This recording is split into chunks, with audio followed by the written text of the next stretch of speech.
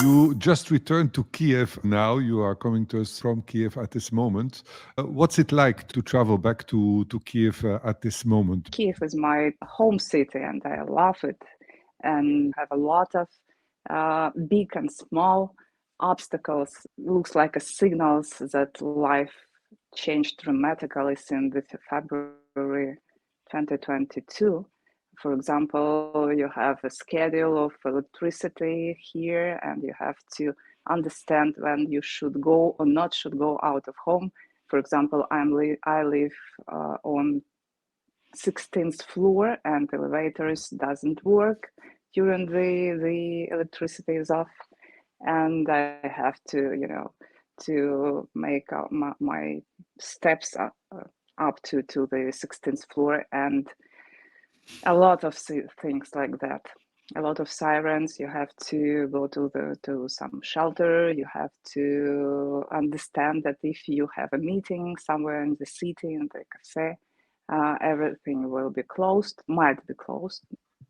The Yeah. fabric of life in Kiev and the fabric of society is still more or less intact. I mean, there is life going on, people go about their business as usual, or has it been severely affected by the war at this moment? I would say that mostly people are adapted to the war from the beginning, from the very beginning, because the first few months, like till the middle of last summer, there was a huge impact of war to all the processes. But for now, people came back here from different places where they had to go in the beginning of the war to escape all these dangers. Well, it is closer to life as usual. It is Mhm. not like before the war, but it is very likely. Um, we have no dramatical changes in our everyday life except all these things with electricity and internet, but people adapt to these obstacles as well. We have power stations, we have a lot of gadgets that allowed us to work permanently or to stay in touch permanently. We see in Europe a lot of refugees from Ukraine. Do you have any idea how many people actually left Kiev? Can you notice it in the streets that there is less people? Do you have the feeling that, life is going, people adapted, life is going on about pretty normally? Yesterday, I had a conversation with my colleagues from Kiev Startup. This is one of the biggest cell operator, and they have quite precise data about the population of Kiev or whatever of every region. So, according to their data, uh, about 30% of Kiev's population uh, still do not come back since the beginning of the war. So 30% people left and stay somewhere else. But on the other hand, a lot of people from the eastern regions of Ukraine came to Kiev. So at the moment, it is more or less the number of population more or less the same as before the war. Okay, that's interesting. Now, the people who left, I was speaking to somebody else from Ukraine, and she was telling me that the men are not allowed to leave. Is that correct? Women are allowed, but men are not. And when I asked her a bit further on that question, she says, but really, the men don't want to leave. They want to fight for their country. Is that correct? Mostly, I would say that, there are a lot of people with different mindsets and different values, etc. But mostly, men for sure are ready to fight. This is why Kiev population for now is 3 million people, mostly men, because a lot of women with kids go either abroad or inside Ukraine, but left the city. The main emotional feeling of Ukrainians, especially of Ukrainian men, is angriness, not fear, not sadness, not depression, but angriness. And for sure, we have no chance to make a step back because, well, it is the question of our lives and of our country. When you talk about this anger in Ukraine, you mean the anger about the invasion of the country? Yes, for sure, for sure. Anger as a readiness to fight. In a moment when the conflict is escalating, in a sense, because it has been decided to send tanks to Ukraine, and especially the fact that the Germans are going to send the Leopard tanks seems to be very, very much on Putin's mind. He gave a speech where he announced that this will not go without consequences, more or less. So how do you see this escalation? Because I think most people understand that it's important that Putin does not win, but it's another thing about the people in Ukraine who have to survive under these circumstances. How do you see this escalation going? What are your comments on this escalation for the moment? I think that we have no chance to escape this escalation, to end the war. There is no point of agreement or no common ground for agreement with Russians. They would like our country to stop existing, and we cannot allow to go further with these thoughts or talks or negotiations. It is impossible. So if we would like to save the country, save our lifestyle, our language, our country, our everything, we have to fight, and it will be escalation because we need more and more weapons. I have no idea how we can escape that stage, because we have some kind of anecdote here that Russians will stop on that point where we will stop them. So we have to be quite, I would not say aggressive, but quite strong. Yeah, a fierce response.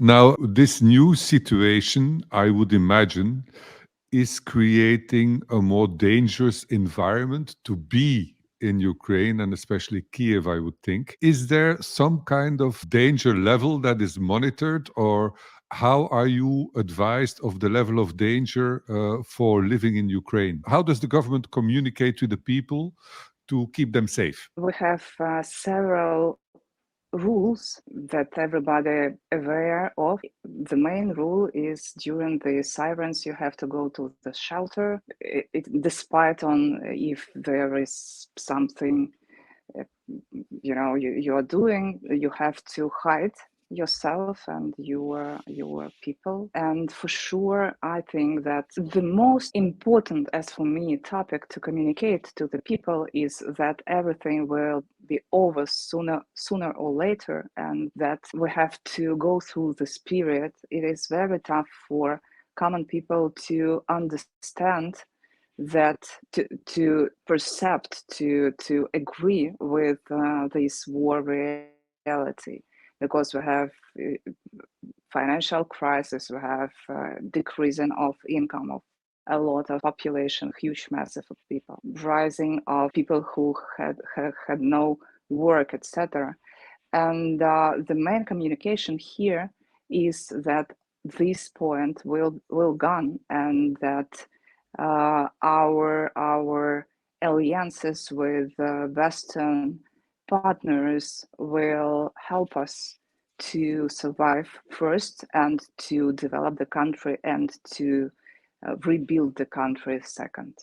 You gave a talk yesterday as a sociologist, Trends in 2023, and that talk you had to organize it in a shelter. For now, all conferences and meetings are organizing in shelters, because you never know when the sirens will on or missiles will come. We have several places in the city with quite big shelters, like for 200, 300 peoples, and the big conferences took place there. All such kind of face-to-face meeting in Kiev is very treasurable, because everybody missed this face-to-face communication Yes. During this war period, everybody stay home and communicate online And mostly. these sirens, how frequent is that? Is that several times per day, several times per week, or is it occasionally per month?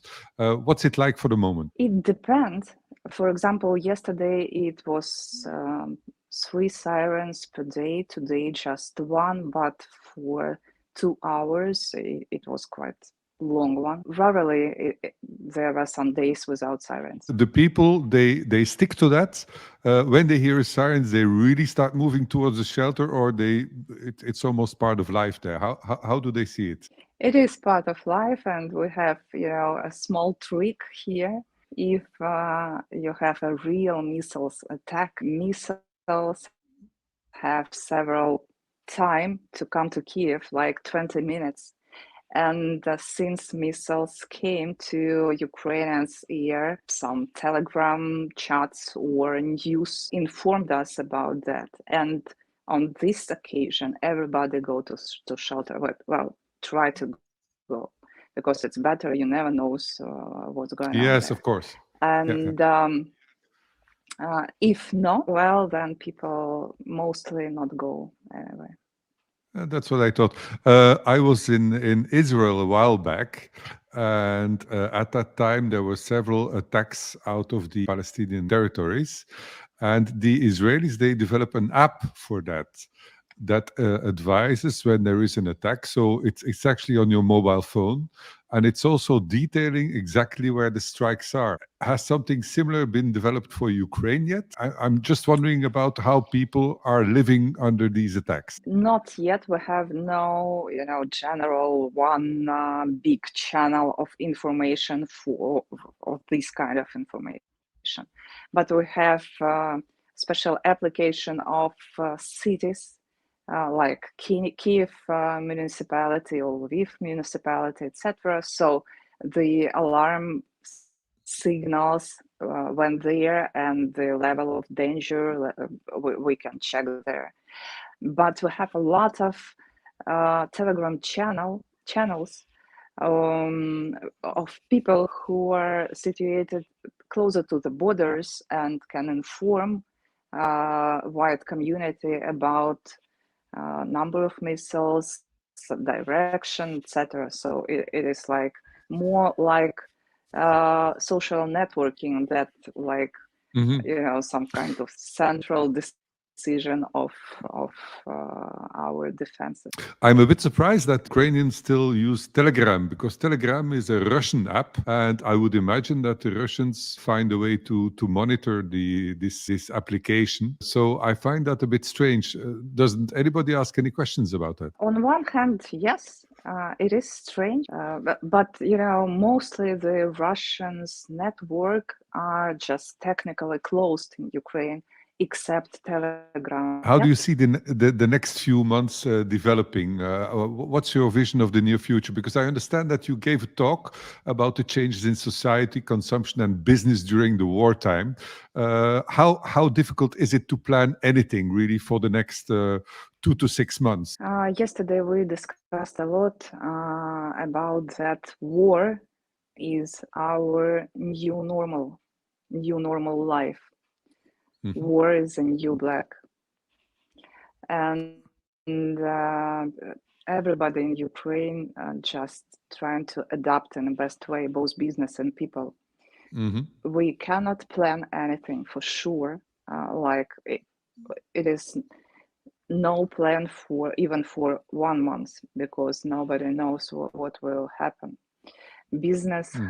have plans like for 1 year, but with different scenarios like number one, number three, number four. What will going on if the escalation, if everything is all right, if everything is not all right, but escalation is not so big, etc.